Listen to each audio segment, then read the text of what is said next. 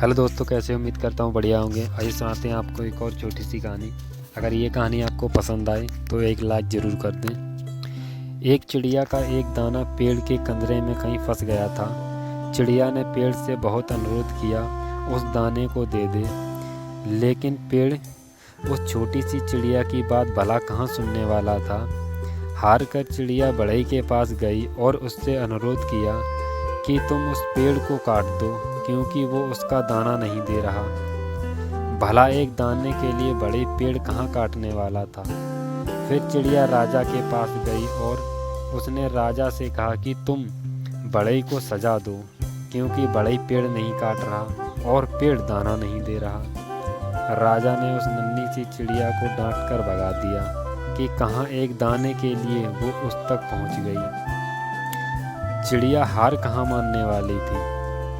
वो महातब के पास गई कि अगली बार राजा जब हाथी की पीठ पर बैठा होगा तो तुम उसे गिरा देना, क्योंकि राजा बढ़ई को सजा नहीं देता, बढ़ई पेड़ नहीं काटता और पेड़ उसका दाना नहीं देता।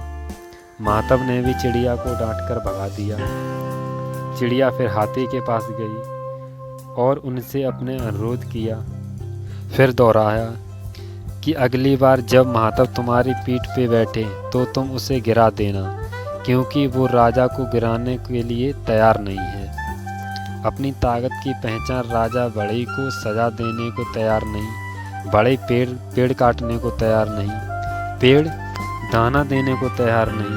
हाथी बिगड़ गया। उसने कहा, ए छोटी सी चिड़िया, तू इतनी सी बात के लिए मुझे महातब और राजा को गिराने की बात सोच रही है। दोस्तों, कहानी आगे सुनिए। चिड़िया आखिर में चींटी किसी के पास गई और वही अनुरोध दोहराकर कहा कि तुम हाथी की सूंड में घुस जाओ। चींटी ने चिड़िया से कहा, चल भाग यहाँ से। बड़ी आई हाथी की सूंड में घुसने वाली। अब तक अनुरोध की मुद्रा में रही चिड़िया ने रौद्र रूप धारण कर लिया। उसने कहा कि मैं चाहे पेड़ बढ़ई, राजा, महातब और हाथी की ताकत कुछ न बिगाड़ पाऊँ, पर तुझे तो अपनी चोंच में डालकर खा ही सकती हूँ। चींटी डर गई। भागकर वो हाथी के पास गई। हाथी भागकर हुआ महातब के पास गया।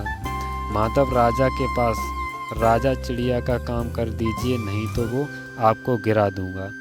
राजा ने फौरन बढ़ई को बुलाया। उसने कहा कि पेड़ काट दो, नहीं तो मैं सजा दूंगा।